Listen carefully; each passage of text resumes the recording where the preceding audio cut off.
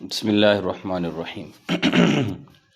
اللہم صلی علی سیدنا محمد وعلی آل سیدنا محمد وبارک وسلم وصلی علیہ۔ اس سے پہلے ہم نے استحسان کو ڈسکس کیا تھا لاسٹ ٹائم، اور استحسان کی اقسام کون کون سی ہیں اور اس کی حجیت پر قرآن اور حدیث سے جو دلیلیں ہیں اس پر ہم نے بات کی تھی۔ اس کے بعد قیاس آ جاتا ہے۔ قیاس لغت میں ناپنے اور اندازہ کرنے کو کہتے ہیں، دو چیزوں کے درمیان مشابہت پیدا کرنا، اور اصطلاح میں کسی ایسی چیز کو کہ جس کا حکم قرآن کتاب و سنت سے میں موجود نہیں ہے، کسی ایسی چیز پر قیاس کرنا ہوتا ہے، کسی ایسی چیز کے ساتھ رکھ کر اس کے حکم کے ساتھ اس کو کمپیئر کرنا ہوتا ہے کہ جس کا حکم کتاب و سنت میں مذکور ہے۔ ایک مسئلہ جو قرآن و سنت میں مذکور ہے اس کی علت ڈھونڈنا، اور پھر وہی علت اگر دوسرے مسئلے میں پائی جائے، ایک چیز کی حلت پر یا اس کی حرمت پر اگر دلیل قرآن میں موجود ہے اور سیم اسی طرح کی چیز دوسری ہے۔ مثال میں دیتا ہوں آسان سی، اس کی مثال یہ ہے کہ جو یعنی وہ جانور، اب گائے کی حلت قرآن میں موجود ہے، ٹھیک ہے، اور بقر اور غنم، ٹھیک ہے، ابل، تو حلت اس کی قرآن میں موجود ہے۔ تو اب کیا ہے کہ اس کی علت تلاش کی کہ بھئی یہ جو جانور حلال کیے گئے ہیں اس کے پیچھے کیا علت ہو سکتی ہے۔ تو استفسار کے بعد پتہ چلا، غور و فکر کے بعد یہ بات پتہ چلی کہ ہر وہ جانور جو منہ سے کھاتا ہے اور جگالی کرتا ہے، ٹھیک ہے، منہ سے کھاتا ہے اور جگالی کرتا ہے وہ حلال ہے، ٹھیک ہے جی، اور ہر وہ جانور جو پنجوں سے کھاتا ہے، دانتوں سے کھاتا ہے اور جگالی نہیں کرتا وہ حرام ہے۔ اب یہ ایک اصول بنا لیا فقہا نے، لہٰذا قیامت کی صبح تک، جیسے اب آج کل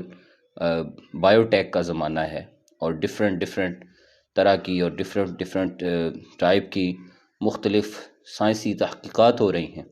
اور خاص طور پہ جو اینیمل سائنس ہے اس کے اندر بہت تیزی سے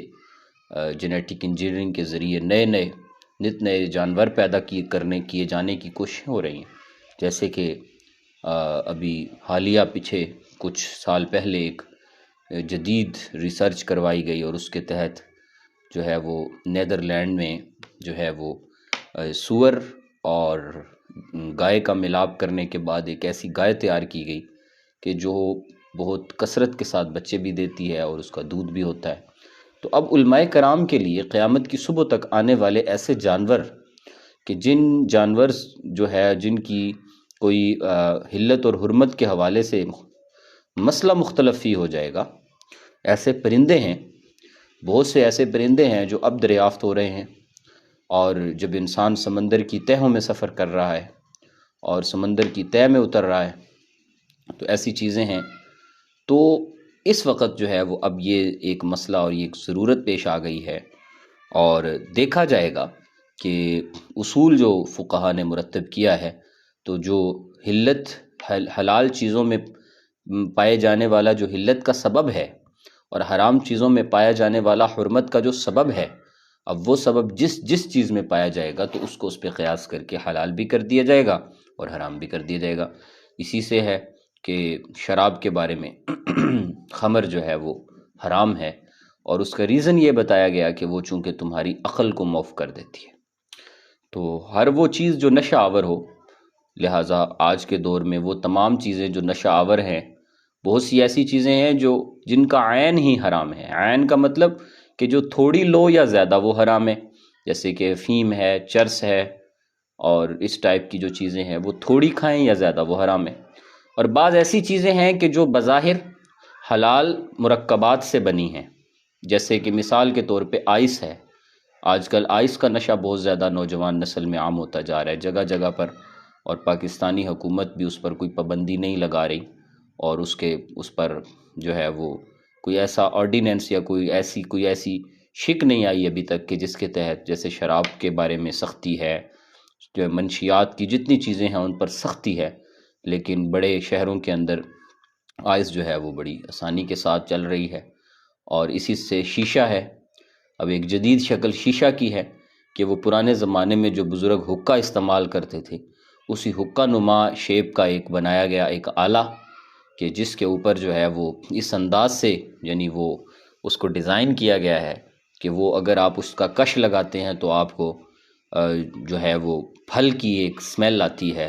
آپ کو فلیور آتا ہے آم کا، انار کا، انگور کا، اور وہ آپ اس فلیور کو انجوائے کرتے ہیں، اور وہ فلیور بظاہر ایک فلیور ہے لیکن وہ ایسی سگریٹ اور یا ایسی اس میں ہلکا سا ایک ایسا نشہ ہے کہ اگر آپ اس کی کثیر مقدار انجوائے کرنے کے چکر میں کرتے جائیں تو آپ جو ہے وہ آپ کی باقاعدہ عقل پر اور آپ کی فہم پر اور آپ کے یہ جو ہے وہ جسم پر بھی اس کے اثرات ہونا شروع ہو جاتے ہیں۔ تو لہٰذا علماء نے اس سے مسئلہ نکال لیا ہے کہ بھئی ہر وہ چیز جو نشہ آور ہوگی تو وہ حرام ہے، ٹھیک ہے، اور کچھ چیزیں ان میں وہ ہیں کہ جن کا قلیل بھی حرام ہے اور کثیر بھی، اور کچھ وہ ہیں کہ وہ ان کی اتنی مقدار کہ جس سے نشہ یعنی نشہ آ جائے تو وہ حرام ہے، لہٰذا اب اس کے بارے میں یہی فتویٰ دیا گیا۔ تو لہٰذا ظاہر ہے جو بندہ تھوڑا پیے گا وہ پھر زیادہ پہ بھی جائے گا، اور چونکہ ایک ایسی چیز ہے اس لیے اس کے قلیل کو بھی حرام کر دیا گیا، تو اس کو ناجائز کہہ دیا گیا کہ یہ جائز نہیں ہے۔ قیاس کے ارکان پہلے ہم بتا چکے ہیں، اس میں اصل ہے، فرع ہے، علت ہے، حکم ہے۔ قیاس کی قسموں میں قیاس اولیٰ، قیاس مساوی اور قیاس ادنیٰ، تین طرح کا قیاس جو ہے وہ ہوتا ہے۔ مساوی قیاس برابر درجے کا، قیاس اولیٰ یہ کہ جو مقیس علیہ ہے اس پر مقیس بھاری پڑ جائے، اور قیاس ادنیٰ یہ کہ مقیس علیہ تو بھاری ہے لیکن مقیس جس کو قیاس کرنا ہے وہ تھوڑا کمزور ہے، لیکن پھر بھی لوگوں کی تکلیف کو جو ہے وہ مد نظر رکھتے ہوئے آسانی کے لیے اس کو جو ہے وہ کر دیا جاتا ہے۔ قیاس کی شرائط میں کہ قیاس کے صحیح ہونے کے لیے پہلی شرط یہ ہے کہ نص کے مقابلے میں نہیں ہے، ٹھیک ہے نا، ایسا نہ ہو کہ جس مسئلے پر قیاس کیا جا رہا ہے، یعنی جس مسئلے کو قیاس کرنا ہے تو اس مسئلے کے بارے میں آلریڈی پہلے سے نص موجود ہے، یعنی قرآن میں وہ حکم موجود ہے یا حدیث میں اس کی کوئی چیز موجود ہے، تو ایسی صورت میں قیاس نہیں ہوگا۔ نمبر دو، احکام نص میں اس سے کسی قسم کا تغیر و تبدل نہ ہوتا ہو، ٹھیک ہے، کہ جو آپ قیاس کرنے چلے ہیں اس سے کوئی تغیر و تبدل لازم نہ آتا ہو۔ اسی طرح علت قیاس جو ہے، یعنی جو علت نکالی گئی ہے وہ غیر معقول بھی نہ ہو اور مبہم بھی نہ ہو، ٹھیک ہے۔ اسی طریقے سے جو ہے وہ علت جو ہے وہ کسی شرعی حکم کے لیے واقعہ کی گئی ہو، نہ کہ امر لغوی کے لیے،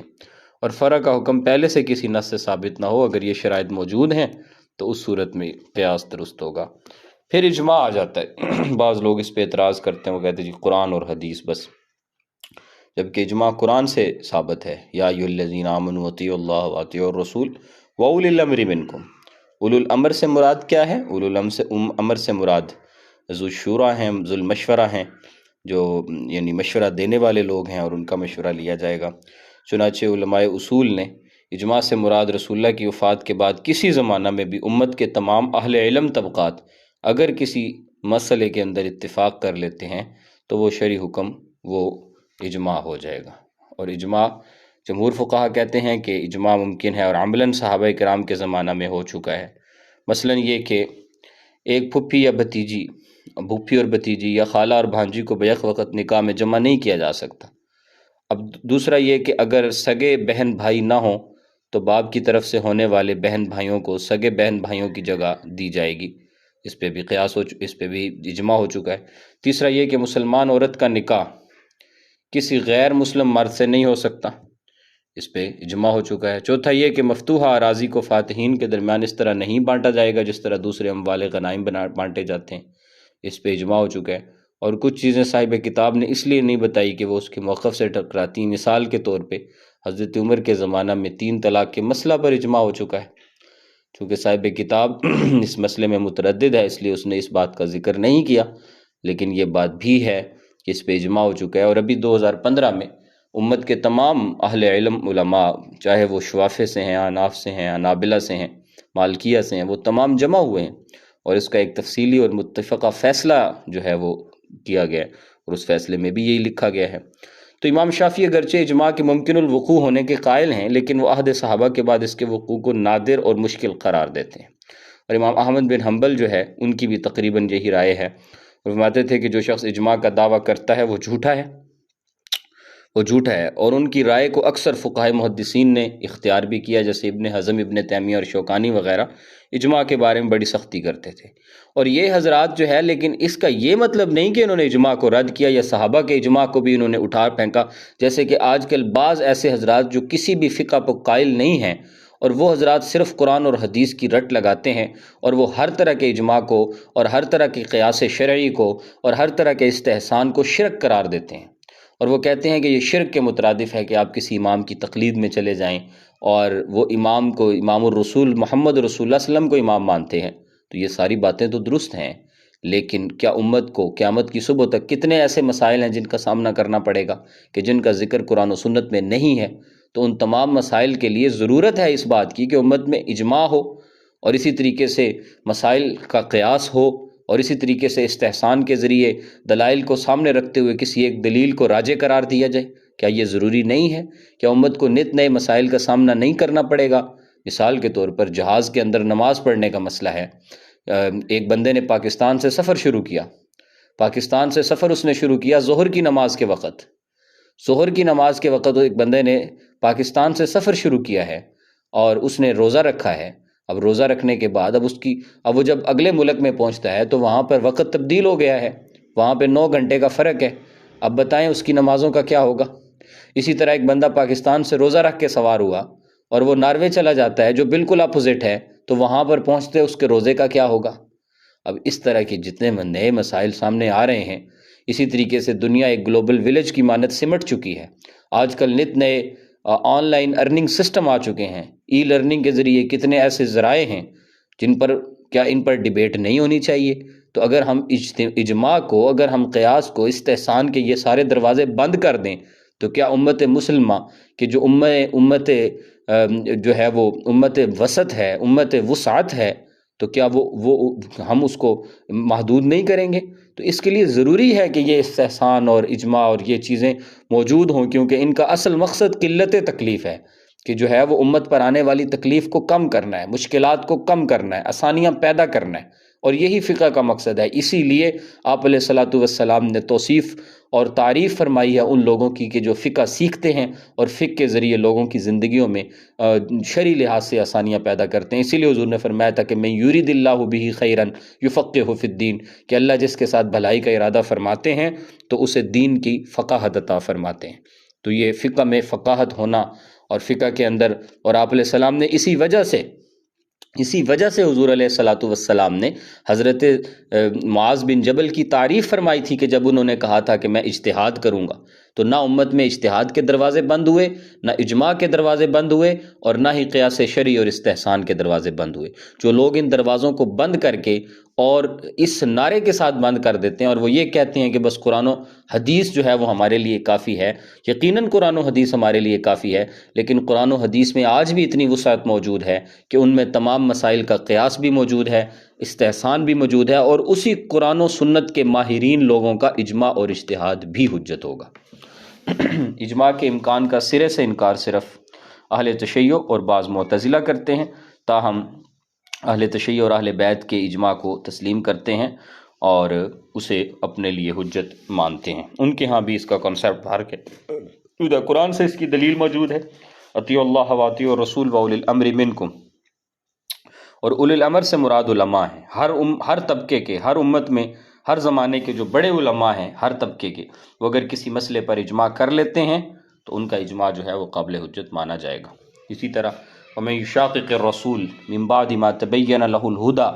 وَيَتَّبِعْ غَيْرَ سَبِيلِ الْمُؤْمِنِينَ نُوَلِّهِ مَا تَوَلَّى وَنُصْلِهِ جَهَنَّمَ، کہ جس شخص نے ہدایت معلوم ہو جانے کے بعد رسول اللہ کی نافرمانی کی اور اہل ایمان کے راستہ کے سوا کسی دوسرے راستے کی اتباع کی،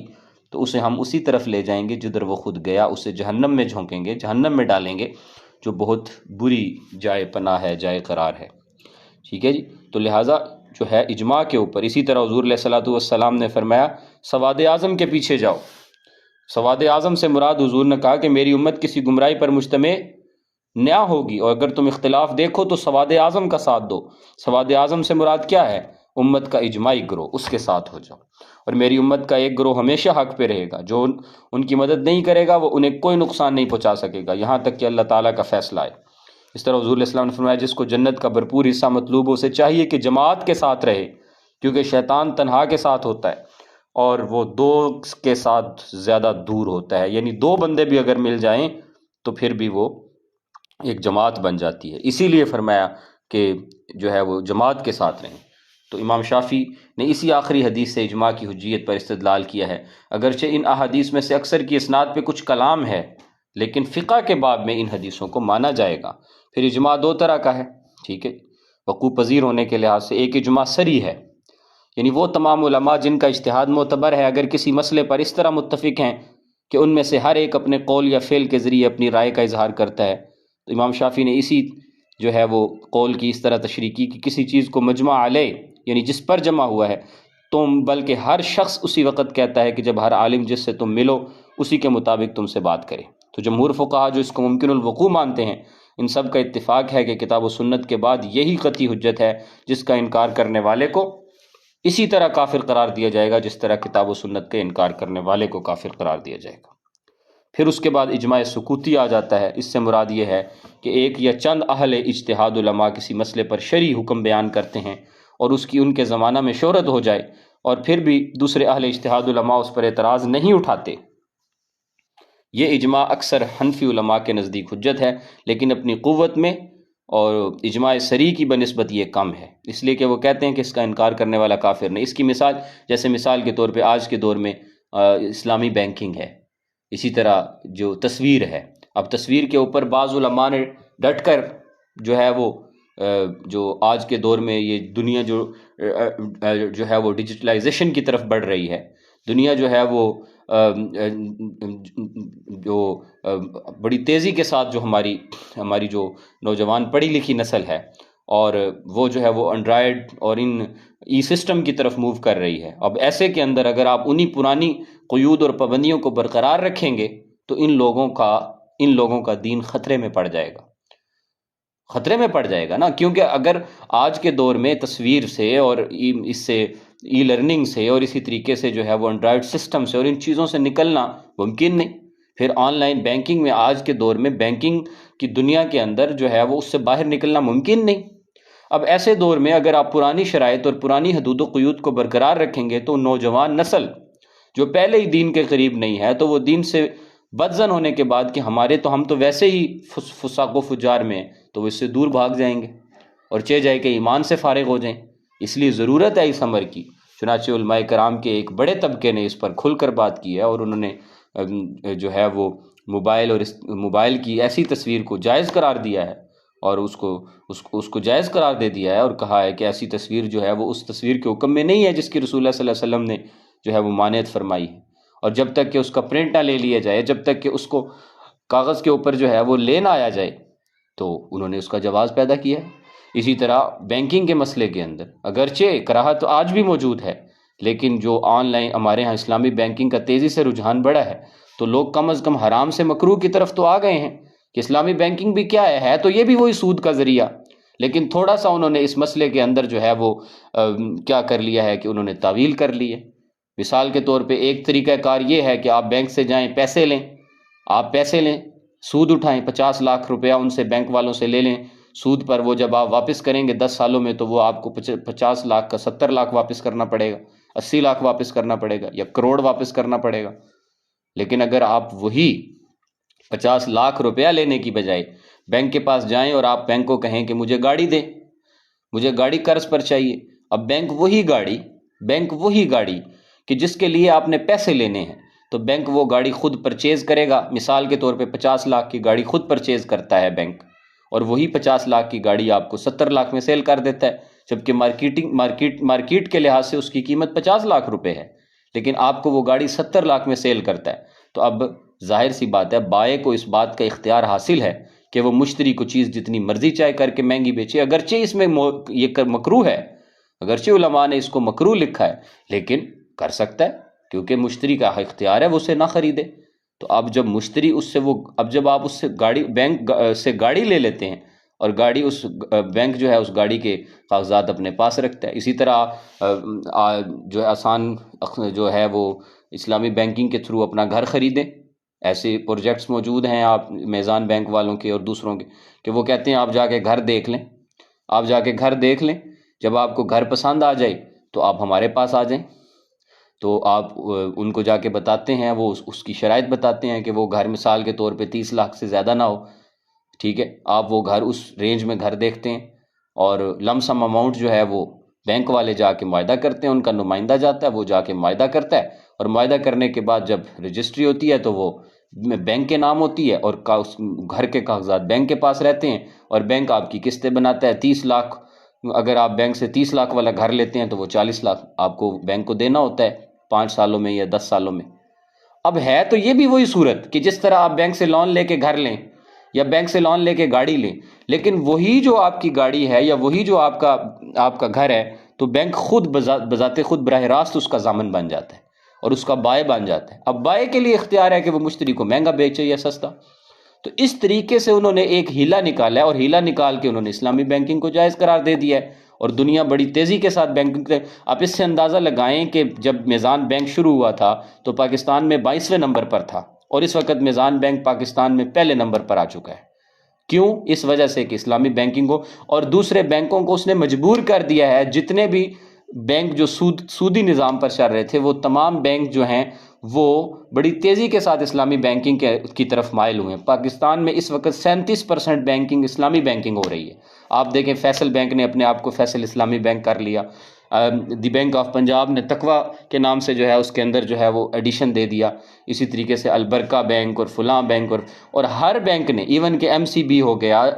حبیب بینک ہو گیا، جتنے بڑے بڑے پاکستان کے بینک تھے، ان تمام بینکوں نے اپنے اندر اسلامی بینکنگ کو متعارف کروائے. آپ جائیں، آپ اگر ان بینکوں کے وزٹ کریں تو وہاں آپ کو بڑے بڑے بینر اسلامی بینکنگ کے ملیں گے، اس لیے کہ لوگ اسلامی بینکنگ کو جو ہے وہ ترجیح دے رہے ہیں. کیوں؟ اس لیے کہ لوگوں کا منافع بھی محفوظ ہے، اور اسی طریقے سے لوگوں کو قرضے اور اقساط بھی مل رہی ہیں. اور اسلامی بینکنگ تھوڑا سا صرف تبدیلی کی. اب علماء کے ایک طبقے نے اگرچہ اس کو ایکسیپٹ نہیں کیا، لیکن انہوں نے خاموشی اختیار کر لی، اور جو علماء کا ایک بڑا طبقہ ہے وہ اس کے اوپر ڈٹ گیا، کھڑا ہونے کا. لوگوں کو حرام، جو آپ ہر چیز کو حرام کر رہے ہو تو متبادل رستہ بھی دکھاؤ. حرام تو کر رہے ہو لیکن متبادل رستہ بھی تو دکھاؤ. تو لہٰذا وہ چند علماء کھڑے ہو گئے اس پر. اور مفتی تقی عثمانی صاحب نے جب سب سے پہلے جو ہے وہ میزان بینک کے حوالے سے ابتدائی اجلاس کیے تھے تو کراچی کے سارے علماء نے ان کا بائیکاٹ کر دیا تھا. ان کے اپنے مسلک کے علماء نے ان کا بائیکاٹ کیا. شدید تنقید کا ان کو سامنا رہا. قدیم علماء اس کو ماننے کو تیار نہیں تھے، لیکن رفتہ رفتہ اس وقت پورے پاکستان کے جو ہے وہ 80% علماء جو ہیں وہ ان کے اس موقف کے ساتھ کھڑے ہوئے ہیں. اور سب کو پتہ بھی ہے کہ یہ بھی وہ سود ہی کی شکل ہے، لیکن اس میں ہیلا کرنے کے بعد کم از کم اتنا جواز تو پیدا ہوا ہے کہ مکروہ حرام سے مکروہ کی طرف تو آ گئے ہیں، اور اس میں مزید راہیں کھل رہی ہیں. اور اسی طریقے سے تصویر کا مسئلہ ہے، اور کتنے ایسے جدید مسائل ہیں. تو لہٰذا ان مسائل کے اندر جو ہے وہ ان چیزوں کے اندر، اسی طرح آج کل جو سب سے بڑا مسئلہ ہے وہ آن لائن بینک جو ہے وہ یہ جو ای لرننگ اپنا جو ہے وہ ارننگ ہے، اس پر لوگ پیسہ کما رہے ہیں بے تحاشا. ہمارے پاکستان کا نوجوان طبقہ جو ہے وہ اس وقت ایک بہت بڑی پاکستان جو ہے وہ پورے پاکستان میں تیسرے نمبر کی بڑی انڈسٹری بننے جا رہی ہے، کہ جو ہمارے ہاں سب سے زیادہ جو پیسہ لوگ کما رہے ہیں وہ اس کے ذریعے کما رہے ہیں. ہر چوتھا بچہ اگر آپ اس سے ملیں، اور ایون کہ خواتین گھروں میں بیٹھ کر پیسہ کما رہی ہیں، اور ایسی ایپس انہوں نے متعارف کروائی ہیں، ایسی چیزیں متعارف کروائی ہیں، اور ایسے سورسز متعارف کروا دیے ہیں کہ جس کے تحت لوگ مثال کے طور پہ یوٹیوب سے لوگ بے شمار لوگ وابستہ ہیں، وہ ان کے گھر چل رہے ہیں، فیس بک پہ لوگوں کے گھر چل رہے ہیں، ٹک ٹاک پہ چل رہے ہیں، اور لوگ کروڑوں روپیہ وہاں سے نکال رہے ہیں، کما رہے ہیں. ڈالرز کے اندر پیسہ آ رہا ہے پاکستان میں. پاکستان کی اکانومی بھی مضبوط ہو رہی ہے. ظاہر سی بات ہے جب آپ پیسہ ڈالر پاکستان لے کے آئیں گے تو پاکستان کی اکانومی اٹھے گی، اور بغیر کچھ کیے، بغیر کچھ انویسٹمنٹ کے لوگ کما رہے ہیں. اور ایسی مختلف ایپس ہیں، ایسے مختلف پروجیکٹس ہیں، ایسے مختلف کام ہیں جس کے ذریعے. تو لہٰذا اب علماء کو اس پر دیکھنا پڑے گا، سوچنا پڑے گا، اور قرآن و سنت کی روشنی میں اس کا حل نکالنا پڑے گا. کون نکالے گا؟ علماء نکالیں گے. علماء اس کا متبادل بھی بتائیں گے، اس کا حل بھی بتائیں گے، اور ان چیزوں کے اوپر بات بھی کریں گے. تو اگر آپ اجتہاد کے اور اجماع کے اور ان تمام چیزوں کے دروازے بند کر دیتے ہیں تو پھر آپ امت کو اس کے مترادف کیا دے رہے ہیں؟ کچھ بھی نہیں دے رہے. تو لہذا ان تمام چیزوں کو سوچنا ہوگا. تو یہ ہے جی اجماع، اسی سے مسائل مرسلہ ہے. تو انشاءاللہ تعالی مسائل مرسلہ کے اوپر ہم کل بات کریں گے.